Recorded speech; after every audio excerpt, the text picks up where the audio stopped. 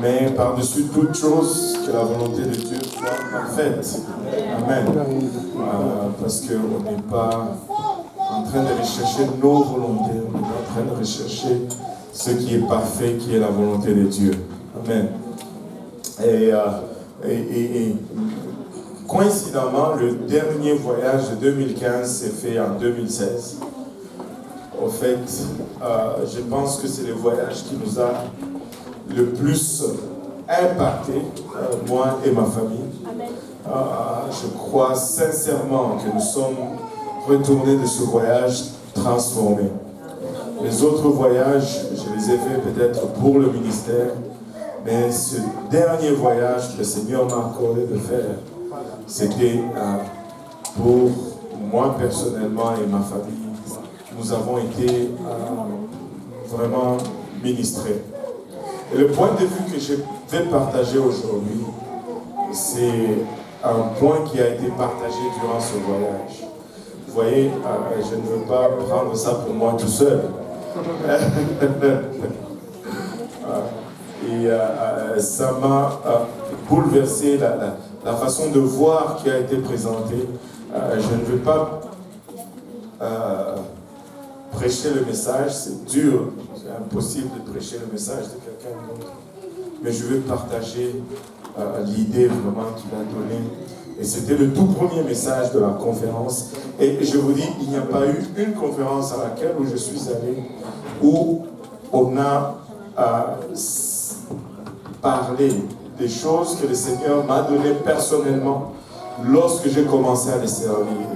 Tu sais, il y a toujours de ces versets que Dieu te donne, avec lesquels il t'appelle, et auxquels tu t'accroches au temps difficile, quand personne ne croit plus en toi. Mais toi, au moins, tu sais que ces jours-là, Dieu t'avait parlé.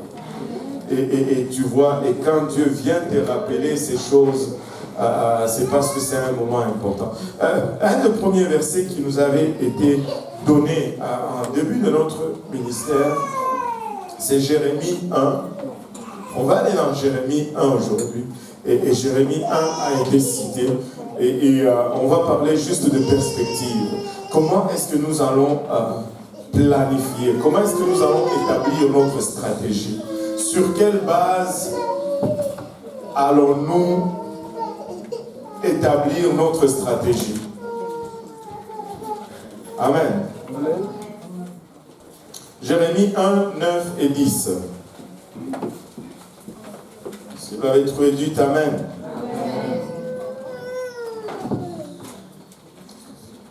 On va s'élever juste pour la lecture de ce passage. Ça, c'est la parole de Dieu à moi. Mais je peux la partager avec vous. Si tu veux que ça soit pour toi aussi, tu peux la prendre. On n'est pas égoïste dans la maison de Dieu. Alléluia.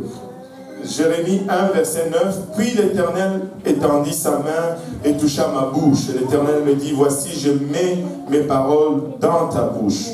Regarde, je t'établis aujourd'hui sur les nations et sur le royaume, pour que tu arraches et que tu abattes, pour que tu ruines et que tu détruises, pour que tu bâtisses et que tu plantes. Amen. Prions et demandons l'aide de Dieu aujourd'hui. Seigneur, nous te remercions encore une fois, Papa, pour ton amour, ta bonté, ta fidélité et le privilège que nous avons d'être dans ta présence et de ressentir ta présence, Papa, de jouir de ta fidélité, Seigneur Jésus-Christ. Père, en ce moment, alors que nous venons, Papa, il a à transmettre ce que tu as mis en nous aujourd'hui. Nous reconnaissons, Papa, une chose, c'est que nous sommes des hommes naturels et charnels, Papa, ayant désespérément besoin de ton esprit, Seigneur, pour comprendre les choses spirituelles. Papa, ouais-moi afin que je puisse transmettre sans crainte, ni faveur, ni hésitation. Ouais-nous tous ensemble pour que nous puissions recevoir, Seigneur, cette parole nous aide aujourd'hui, Papa, à produire de fruits et que ce fruit nous conduise jusque dans la vie éternelle. Au nom de Jésus, nous te prions avec action de grâce dans nos cœurs. Tout le monde dit au nom de Jésus. Alléluia. Lorsque vous vous asseyez, pouvez-vous battre vos mains juste pour le Seigneur. Alléluia. Gloire au nom de Jésus-Christ. Il y a plusieurs situations où tu vas te retrouver à t'asseoir, soit seul, soit avec une équipe, soit avec une famille, pour planifier, pour établir une stratégie en vue d'atteindre un objectif. En début de chaque année, nous nous assoyons pour planifier pour l'année à venir.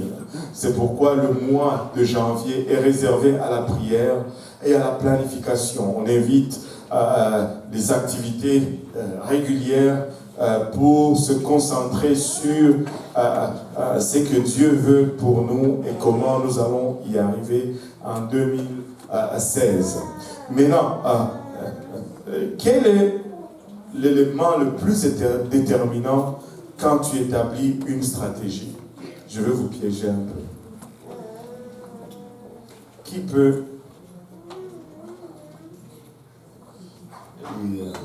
s'essayer? Pardon?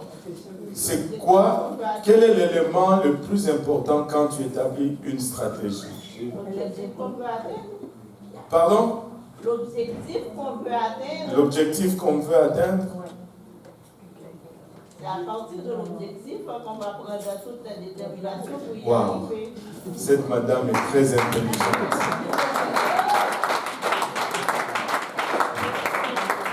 Cette madame est très intelligente. Amen. C'est la maman de Migui.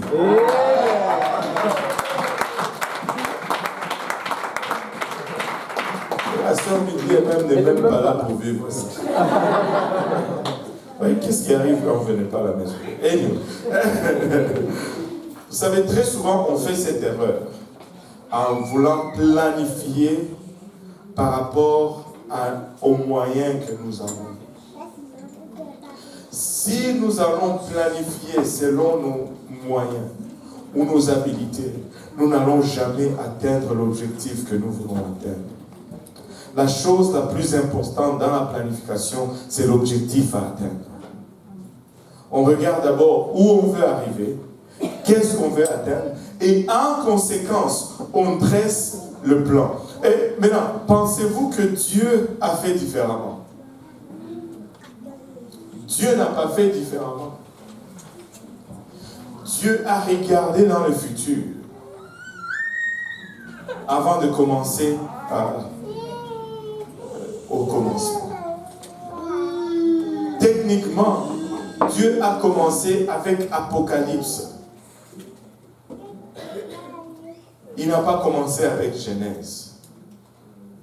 Si nous arrivons à j'allais dire shifter, à tourner notre façon de penser, notre façon d'approcher, notre façon de réfléchir, et à garder notre regard sur l'objectif, nous allons pouvoir mieux planifier et mieux vivre ce que nous sommes en train de vivre aujourd'hui.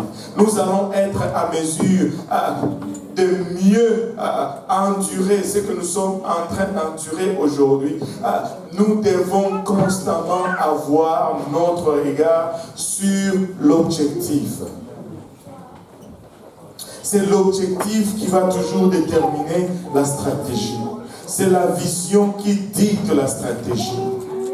Et non le moyen qui dicte la stratégie. Si nous regardons notre objectif et nous le comparons à nos moyens, nous allons être une gang de dépressifs. Nous allons être déprimés, frère Stéphane. Si nous regardons notre objectif, nous regardons Montréal, nous regardons le nombre d'âmes perdues, nous regardons leurs moyens, leurs connaissances, leurs richesses, et nous nous regardons nous. Et que nous voulons nous focaliser sur ce que nous avons ou sur ce que nous n'avons pas, nous allons être un groupe de dépressifs. Mais si nous regardons à la vision, si nous regardons à la fin, nous voyons que Dieu se sort une église de cette place. Si nous regardons que Dieu nous promet une moisson plus grande que celle de la première église, si nous regardons à la vision, je vous dis, rien ne nous serait impossible. Nous ne serons pas un groupe de dépressifs. Nous serons, alléluia, un groupe de zélés alignés sur l'objectif en feu et prêts à courir pour atteindre cet objectif. C'est la vision qui va dicter notre stratégie et non le contraire. Amen. Alléluia. Nous n'allons pas nous arrêter sur nos moyens pour déterminer ce que nous allons faire. Nous allons plutôt regarder ce que Dieu nous a donné comme vision pour déterminer ce que nous allons faire, comment nous allons agir, comment nous allons nous comporter. Vous savez, j'ai été renversé quand ça semble simple, ça semble anodin, mais quand on a commencé à me le présenter, j'étais comme waouh! Vous savez, ce moment où tes yeux s'ouvrent et tu vois quelque chose dans la parole de Dieu, tu dis, je ne l'ai jamais vu comme ça. Écoutez, la Bible nous dit dans l'Ancien Testament que la brebis devait être sans tache. Amen. Sans défaut. On devait choisir cette brebis et l'inspecter pendant 4 jours. Et la déclarer sans défaut avant qu'elle ne soit présentée comme agneau sacrificiel. Et Jésus vient par la suite. Et il est aussi sans péché. Il est allé au temple pendant 4 jours, durant lesquels on a examiné pour voir s'il y avait une fraude, s'il y avait un défaut en lui. Mais laissez-moi ou permettez-moi de vous poser cette question aujourd'hui. Qu'est-ce qui est venu en premier? C'est l'agneau ou c'est Jésus? En d'autres termes, l'agneau devait-il être sans défaut parce que Christ était sans défaut, ou Christ devait être sans défaut pour fitter l'agneau? L'agneau était sans défaut pour fitter Christ, et non Christ sans défaut pour répondre à l'agneau. Écoutez, Dieu commence toujours par la fin.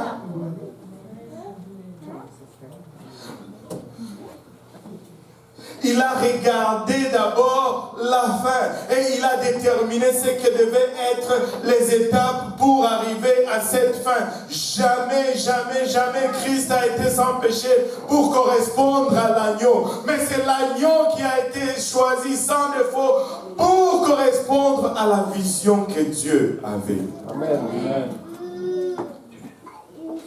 C'est la vision qui va toujours déterminer notre stratégie. Notre stratégie ne peut pas être basée dans le passé. Nous ne pouvons pas regarder en arrière pour déterminer notre stratégie. Nous ne pouvons pas regarder dans le présent, nous limiter par nos moyens pour déterminer notre stratégie. Notre stratégie est déterminée par la vision. Notre stratégie est déterminée par la vision. Et c'est pourquoi la Bible nous dit « Mon peuple périt par faute de connaissance. » Mon peuple, là où il n'y a pas de vision, le peuple est détruit. Là où il n'y a pas de vision, on est perdu. Nous devons prier que Dieu nous donne une vision pour 2016. Le mois de janvier n'est pas fait pour que nous nous relâchions et que nous venons moins à l'église. Non, le mois de janvier est conçu comme ça pour que nous venons prier encore et encore et encore ensemble. Que Dieu puisse impartir en nous cette vision, parce que sans vision, nous allons périr. Sans vision, nous n'allons pas être à mesure d'établir les étapes pour aller où? Pour atteindre quoi? Et le mois de janvier n'est pas le mois d'inactivité. Le mois de janvier n'est pas un mois de relax. Écoutez, il y a une autre chose que je voulais souligner. S'il y a un temps où nous devons venir ensemble, c'est maintenant. C'est maintenant que tout le monde dise unité. Et notre unité a été secouée un peu. Notre unité a pris un coup un peu. Tout le monde trouve une raison de se plaindre de tout le monde. Écoute, si tu veux trouver une raison de te plaindre, tu vas en trouver 1000.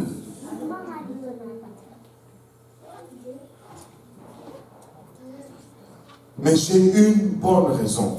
Pourquoi nous devons nous unir? C'est qu'il y a une vision. Et la vision, c'est la vision de l'Église de la fin des temps. Cette Église glorieuse. Écoutez, on peut pousser ça un peu plus loin encore.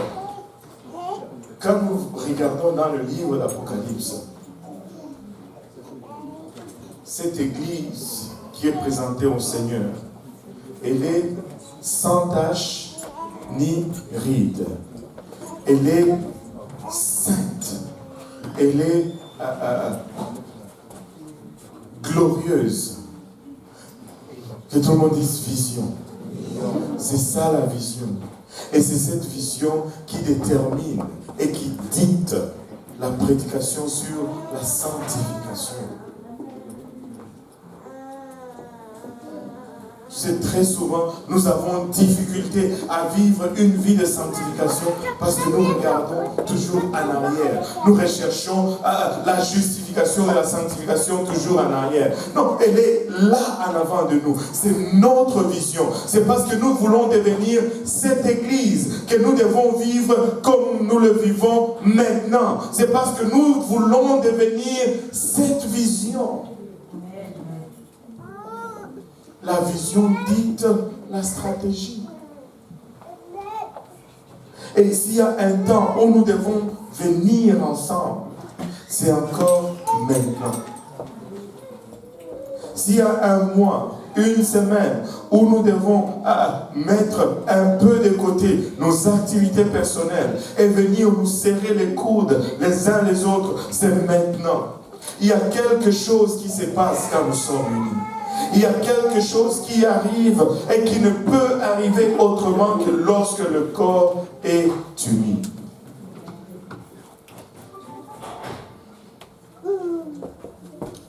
Moi, je veux faire ma part cette semaine. Je veux être là pour le temps de prière. Je veux être là pour que cette vision soit impartie en moi aussi. Vous savez, comme Église, nous avons besoin de cette vision collectivement pour que nous puissions avancer.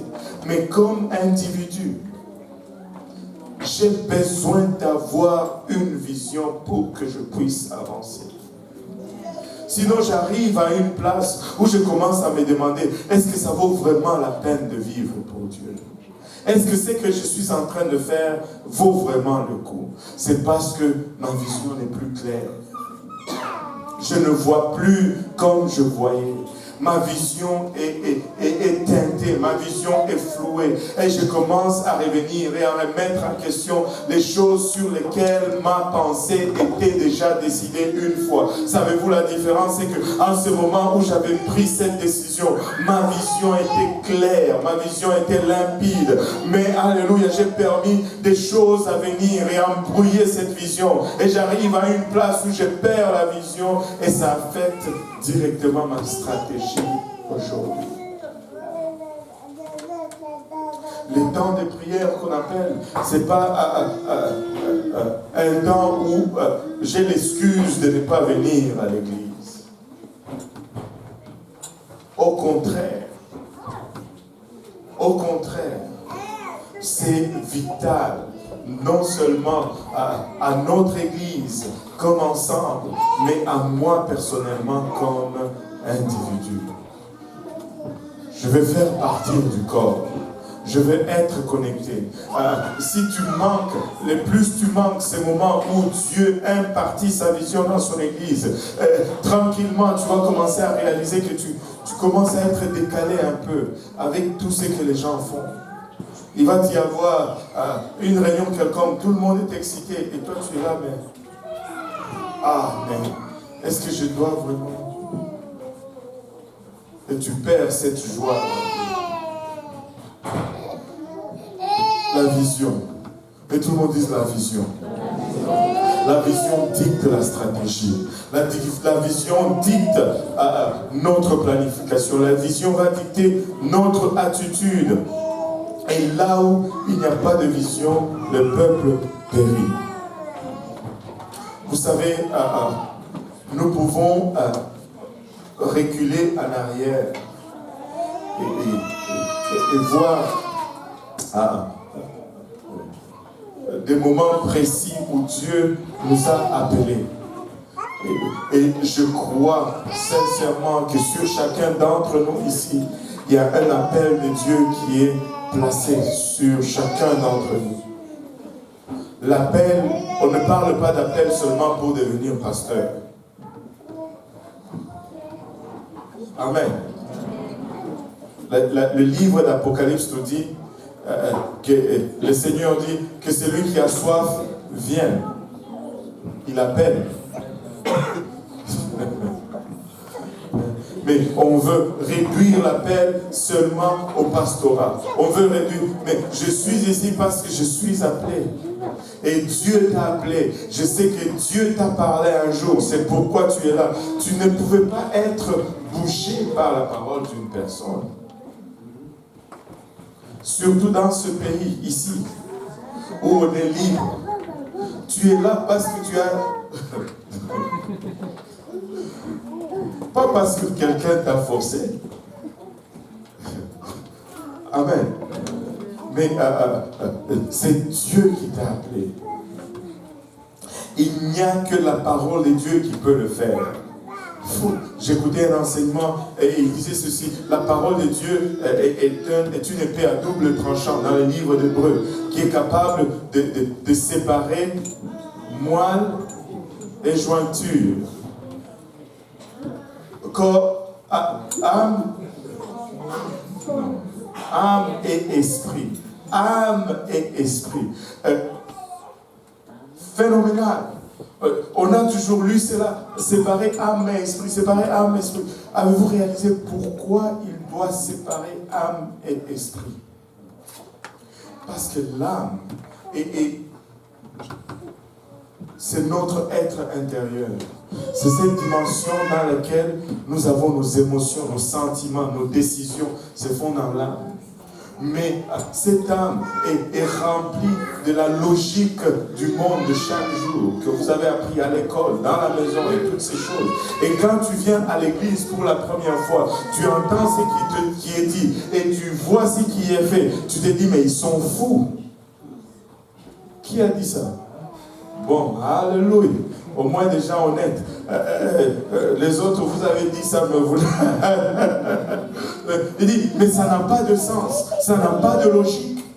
Parce que c'est contraire à tout ce que tu as appris comme logique. Mais aujourd'hui, tu te retrouves à avoir pris une décision contraire à cette logique. Et tu es là. Et tu fais la même chose. Tu sais, pour que cela arrive, il fallait que cette parole de Dieu vienne et sépare l'âme et l'esprit, et qu'il te permette pour un moment que ton esprit prenne le dessus et que tu puisses prendre cette décision de suivre Dieu. Et c'est pourquoi tu es là aujourd'hui. Tu n'es pas là parce que Pasteur Kaosi ou Pasteur Serge parle bien. Tu es là parce que la parole de Dieu, parce que la parole de Dieu, tu as un appel sur toi. Mais laisse-moi te dire qu'il y a quelque chose encore de plus grand que l'appel. Et c'est là où ça repose. Il y a quelque chose de plus grand que l'appel. Et c'est l'amour. Non seulement tu as été appelé, mais il faut que tu aimes. Parce que si tu demeures avec l'appel, tu vas faire juste les choses par devoir. Mais je veux tomber en amour avec ce Dieu. Je veux l'aimer. Je vais aller au-delà juste du sens du devoir et arriver à une place où je suis en amour. Avez-vous remarqué comment les amoureux, ils font des choses que tu ne vas jamais imaginer. Et on dit même, l'amour est aveugle. Moi, je crois que non seulement l'amour est aveugle, mais des fois l'amour est sourd même. Quand quelqu'un aime, il est un amour. La fille va être là, il insulte. Il est rendu sourd.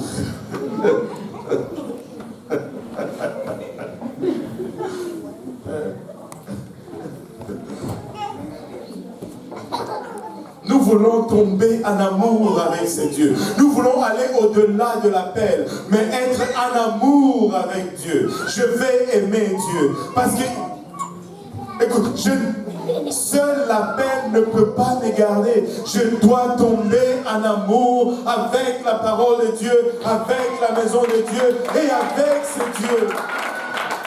Alléluia. Écoutez, pourquoi? La vision. À la fin, cette église est présentée à l'agneau dans les noces. S'il n'y a pas d'amour, il n'y a pas de noces.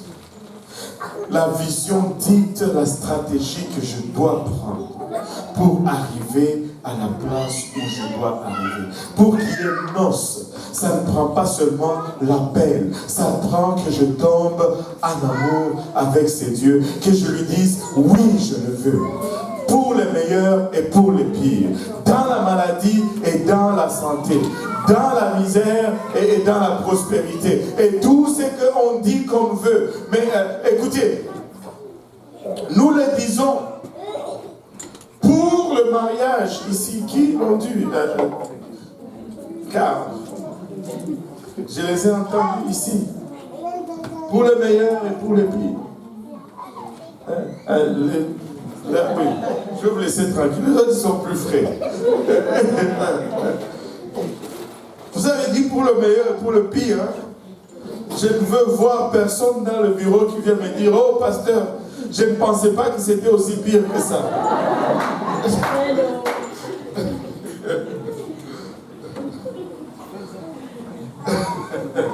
C'est pour le meilleur et pour le pire. Dans la santé et dans la maladie.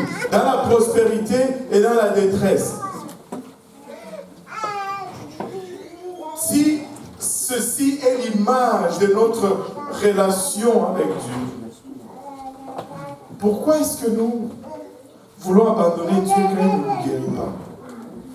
Nous avions dit dans la maladie et dans la santé.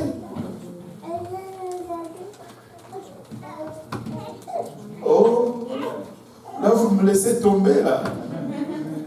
Restez avec moi un peu. Quand il donne, alléluia. Quand il ne donne pas, oh bon. D'ailleurs, c'est qu'on prêche même. Ah bon? Tu n'avais pas dit que dans la prospérité et dans la détresse?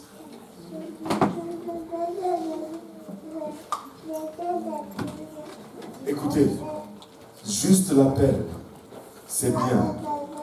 Mais même s'il y a l'appel sur ta vie, tu peux rétrograder. Mais si tu tombes en amour avec ces dieux,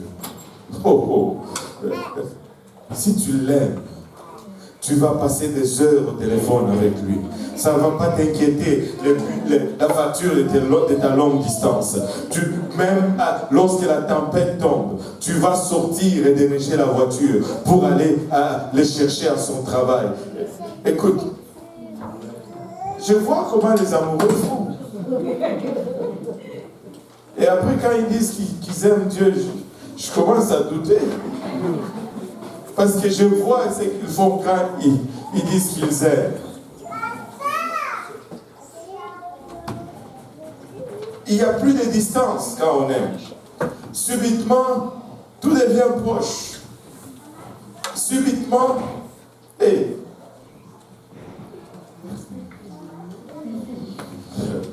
je peux vous raconter des histoires.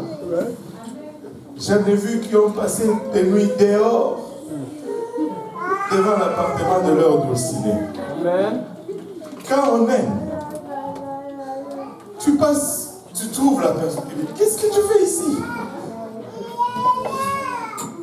L'amour. Si on pouvait aimer ces dieux de la même façon. Si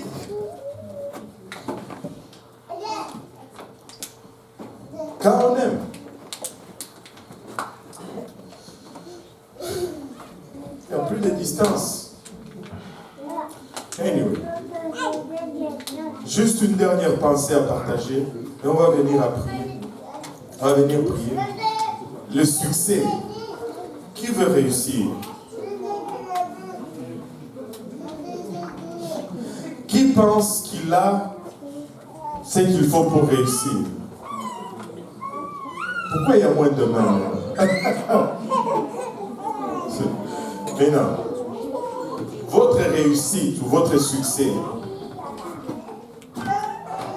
n'est pas déterminé par vos talents et vos habilités. Ce n'est pas ça qui détermine si tu vas réussir ou pas. Votre succès est seulement déterminé par le degré d'adversité à laquelle tu peux résister. Le plus longtemps tu peux rester dans la bataille, le plus sûr ton succès est garanti. Ça ne dépend pas de ta force ni de ton talent, ça dépend juste dans ta capacité de dire je ne bouge pas, je reste là. C'est pourquoi la Bible dit, après avoir fait tout ce qu'il faut faire, tiens-toi ferme. Tu n'as pas besoin d'avoir plus de force, tu as besoin d'avoir juste plus de détermination. Tu n'as pas besoin d'avoir plus de talent, tu as besoin d'avoir plus de détermination. Des fois, le talent, c'est limité. Tu sais, quand on était au Congo, on avait une équipe de foot à l'école. Très souvent, j'étais réserviste parce que je n'avais pas de talent. Mon talent était limité. Au Congo, je n'étais pas le meilleur joueur dans notre... Il y a des gens comme les Abou, machin. Ces gens-là, on dirait qu'ils ont des mains à la place des pieds. Ils tiennent le ballon et ils font avec ce qu'ils veulent. Pauvres nous, on ne faisait que les accompagner. Pour que je joue, il fallait que je me porte volontaire pour laver les vareuses. Et je les lavais, ces vareuses. Parce que je voulais m'assurer qu'il y en avait un pour moi. Sinon...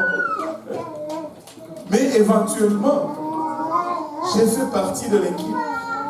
Éventuellement, j'ai joué quelques minutes.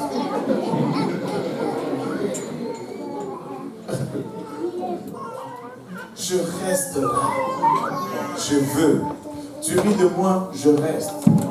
À la fin, j'ai commencé même à marquer quelques buts.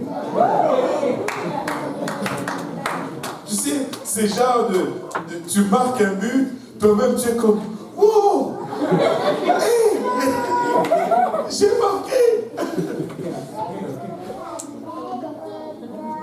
Ton succès n'est pas déterminé par ton talent ou ton habilité, mais par ta capacité à endurer l'adversité. Combien est-ce que tu es prêt à rester dans la bataille? Combien est-ce que tu es prêt à continuer? Moi, je veux continuer. Moi, je veux aller jusqu'au bout de cette affaire. Je choisis d'aimer Dieu. Peut-être que je n'ai pas le même talent que le pasteur Serge, mais je veux continuer à me battre. Je n'aime peut-être pas la même enthousiasme que le frère Silvio. Je vais être là. Je ne peux peut-être pas danser comme le frère Yannick, mais chaque jour que cette église ouvre, je suis là. Je suis là. Je persiste. Je reste. Je reste. Je ne peux peut-être pas jouer au piano comme le frère Achille, mais je suis là. Je n'ai peut-être pas l'énergie du frère Cédric, mais je vais être là. Je n'ai peut-être pas le coup du frère Carl, mais je suis là. je suis là. Je vais être là. Je vais persister. Je veux persister. Parce que ma réussite dépend de combien je persiste et non de combien j'ai ou je n'ai pas. Amen. Maintenant, tu peux regarder ton voisin, maintenant tu peux lui dire, tu as ce que ça prend pour réussir. Parce que tu as le pouvoir de décider. Alléluia.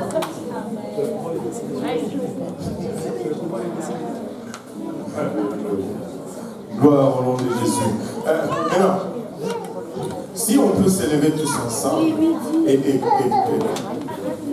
à partir d'aujourd'hui, nous devons déterminer dans notre pensée que notre stratégie va être déterminée par la fin et non le commencement.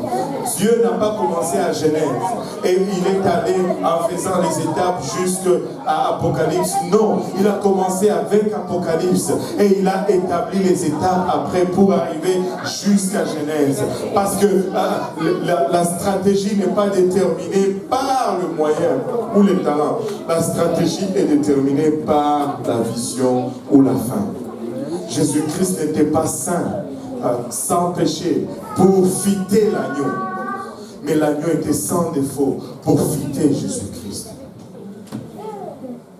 Nous ne prêchons pas la sainteté. La Bible ne nous dit pas que l'Église est sainte pour fitter que nous prêchons la sainteté, que nous marchons dans la sainteté. Non, nous marchons dans la sanctification pour fitter ce que l'Église est. Notre regard est placé vers l'avant.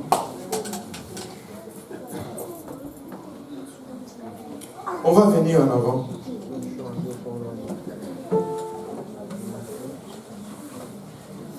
Les hommes à ma gauche et les dames à ma droite.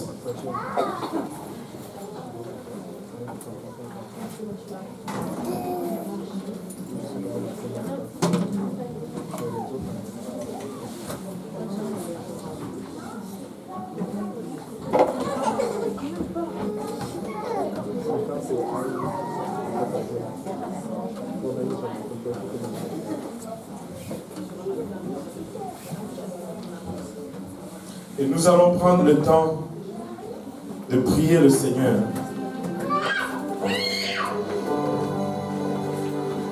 Et de lui demander de nous aider.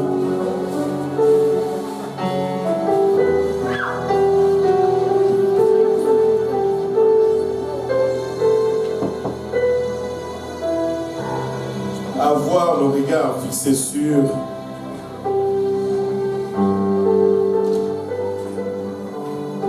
la vision.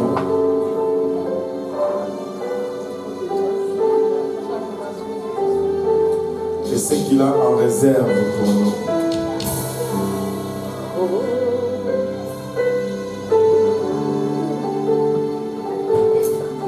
De sorte que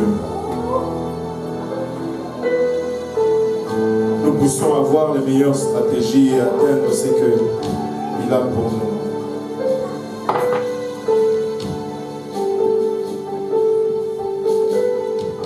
Ce ne sont ni nos moyens,